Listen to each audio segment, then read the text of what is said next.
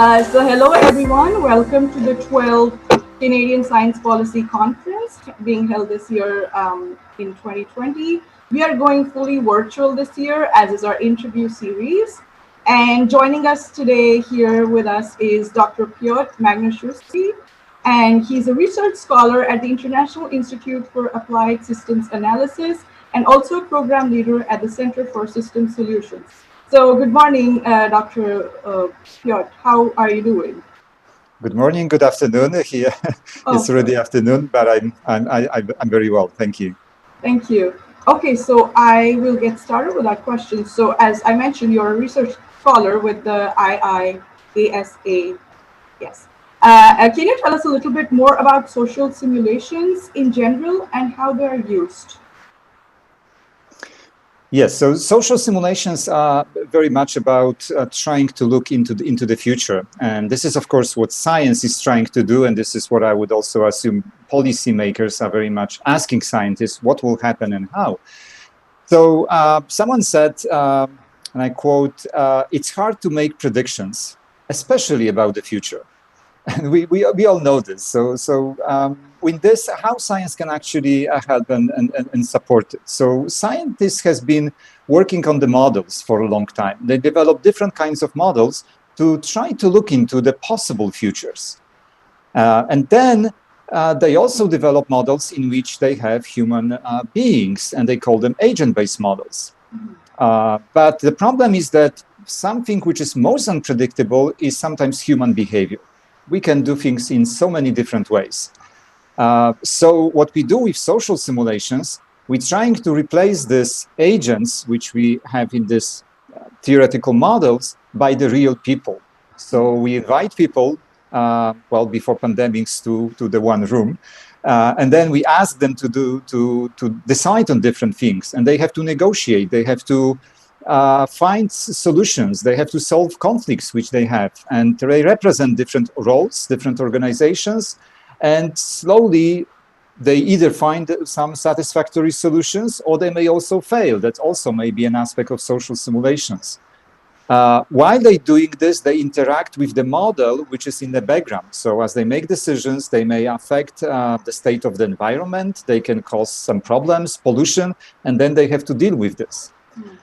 So jointly, when we combine the best available science that we have with the models and the people who are often invited from the policy world who work together in the social simulations, we can jointly recreate one of the potential futures which might happen. And this may be very useful for us because once we see what are the potential futures, we can also think what we can do to better prepare for it.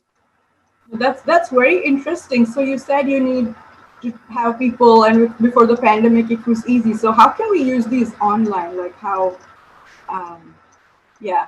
Yes, very good question, which we have been, we were forced to think very quickly on our feet, in March this year, when it started to become, well, can we have this workshops that we have been planning already in April? Can we have them together or not? We decided to cancel, and we decided very quickly to transform our social simulations into an online world. So in the project in which I was involved, the Cascades project about cascading climate impacts, we combined the traditional online tools like Zoom with some other online tools. We basically created a custom social network that we invited participants into, and all these discussions, negotiations that I mentioned earlier, which are part of the social simulations, they have been happening on a kind of this social network that we called Impacts. So looking into the future, we say, well, that's maybe not that highly improbable that people in the future, the policymakers, will do this online, which is happening right now in different tools, and all these discussions and negotiations could happen there. So it's not so, there's still advantage of meeting face-to-face, and we are still learning and building the social simulations in an online world, but there are also some advantages that maybe some of the models can actually function even more smoothly if we use computational devices for this. So it's an ongoing process, and I'm very proud and looking forward to demonstrating another social simulation during the CSPC conference quite soon. But that's really amazing. So we talked about how this year has been so unprecedented, and just the pandemic came about. So how do you think, or could you tell us how we as a society at various different levels, maybe individual, governmental, etc., better deal with these surprises, like in this context, for example? Yes, so let me maybe build on this, because the social simulation and the concept that I explain is actually designed for dealing with this kind of surprises. But let me start with a short, actual, real story. So this kind of simulations maybe are still not mainstream, but they are used quite often by different organizations. And one of the organizations that uses this is actually US government. So when there is normally kind of normal presidency shift, so one president takes over from another, the new staff is learning from the predecessors, and there is also planned that they do some this kind of scenario-based simulation of the future. And when Donald Trump was taking his office, the simulation which was prepared for this or planned for this was actually the simulation of the global pandemic. Believe it or not, but it's true. This been happening, but because the new president didn't put so much emphasis about learning from his predecessor, the simulation, I think the potential has not been fully used, and they not been really using this, what might happen to guide the policies to make the government, the society more prepared. So again, the simulations they don't provide us predictions. They only prepare a range of potential possible future. But at the same time, we can ask the questions, how can we make our strategies, how can we make the policies that we create more robust against these unpredictable surprises?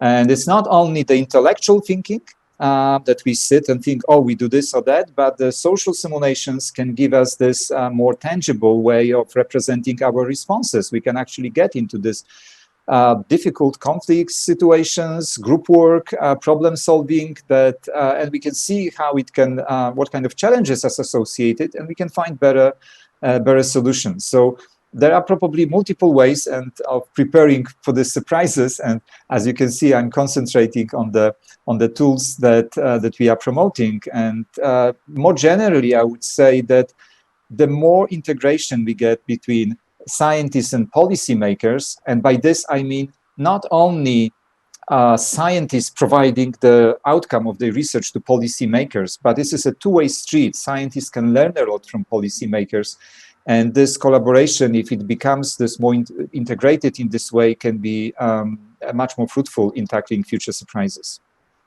That's perfect. Actually, that was going to be my next question, but I think we kind of answered that. Well, I was going to ask you, what are the best tools to foster a collaboration between, or bridge a gap rather, between science and policy? And I think or if you wanted to add to that a little bit. Yes, so I kind of maybe jumped up ahead here, but I mentioned there's this dominant model which so many research institution has, that they do the research, they ask research questions, they produce the outcomes, and then now it's time that we go and maybe we knock on some policy doors. So we put it, hey, this is something important, please read it. And it's not exactly working this way. If you look also at some of the potential research concepts which are associated how the policy is developing. So some researchers, like for example, James March, they came out with this garbage can model of policy making, which says, well, if you're a policymaker, you're not a rational problem solvers necessarily in the way that scientists are assuming. So that I have all these options, I list the options, I do cost-benefit analysis for all of them, and then I select the best option for this problem. It is more the very chaotic situation when different problems keep coming at me as a policymakers. And then at the same time, different people coming and saying, hey, this is a very important solution. This is a very important program. Please take it. And then I have different situations in which I can make decisions. And sometimes I want to focus on one problem, but people come and change this to another problem. And then people who are working on the problems get moved from department to department. So I think there's a better need for the appreciation of this unavoidable chaos being policymakers, and how we can still using best science to improve this situation. So it's necessary to look into so-called windows of opportunities, when actually there is in policymaking world, or in political world, there is a need for certain solutions, and scientists need to step in and not say at this moment, hey, I can start research and I will give you results in 4 years' time. It's not easy, of course, because scientists cannot give answers like this, immediately. But somehow, probably there are a number of ways how we can rethink this world of science policy interaction. And again, I very much hope that the social simulations will be the part of the toolbox which will be used to improve this connection. Most certainly. And how important do you think is the role of organizations like CSPC, which maybe sit at an interface of these two? So how important do you think is the role of such an organization in this regard, like in bridging the gap?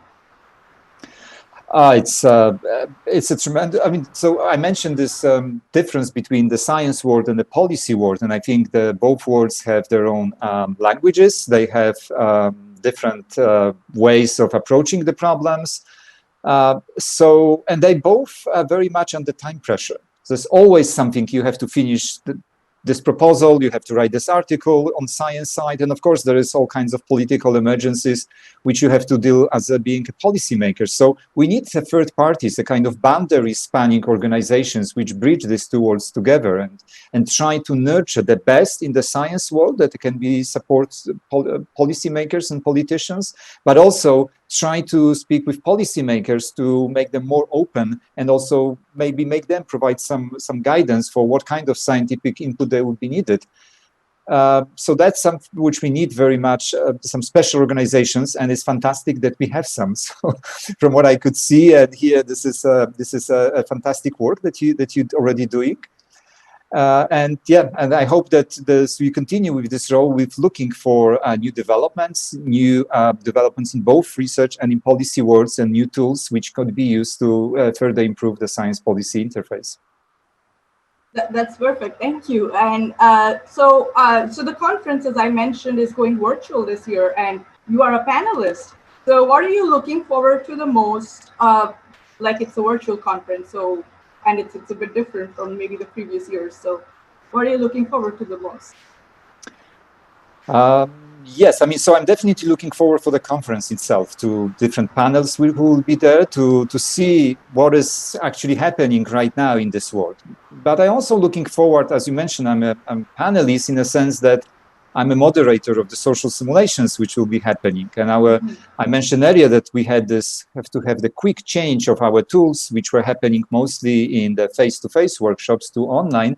And the first experience were very rewarding, but at the same time, we see a lot of room for improvement. So with this next iteration of the social simulations that we're preparing for the CSPC conference, I'm very much also looking forward to not only to provide tools for learning for participants, but also to learn how we can do our work even better. So I expect rich dialogue, both on the specific issues that are very important now, and this fantastic program that CSPC proposed for this year, but also I'm expecting some discussion on the methodology and tools, and how can we best, again, facilitate this interface between science and policy. Thank you. And lastly, is there something you want to add, or any webpage or any link where we could check out your amazing research and the works you do? I'd be very happy to share. So I'm working for two organizations, and on behalf of International Institute for Applied Systems Analysis, we've been working with very interesting project, Integrated Solutions for Water, Energy and Land, where we use the social simulation approach, working in the Indus and Zambezi river basins. We are now actually working very intensively on translating our last workshop in the Zambezi basin into an online form. But we already have interesting articles and materials, so I'll be happy to share this. And in my work for the Center for System Solutions, we're working on this Cascades project, where we already did one social simulations, which I'm very happy to share, short videos that we developed from this simulation.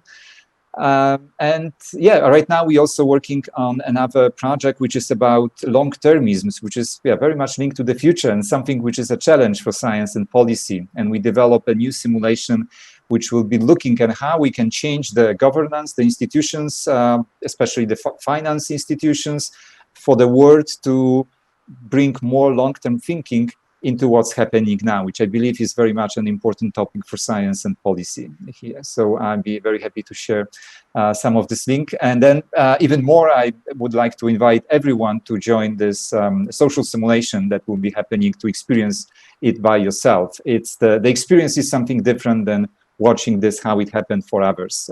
It's crucial here. It's something which the Chinese philosopher Xuanzi said, tell me, and I forget. Show me, and I may remember. Engage me, and I will understand. So I hope the social simulations will provide this rich opportunity for engagement during the conference. With that amazing quote, I would really like to thank you, Piotr, for joining us and giving us part of your time to conduct this interview. And thank you everyone for joining us. Thank you very much for inviting me. It's my pleasure.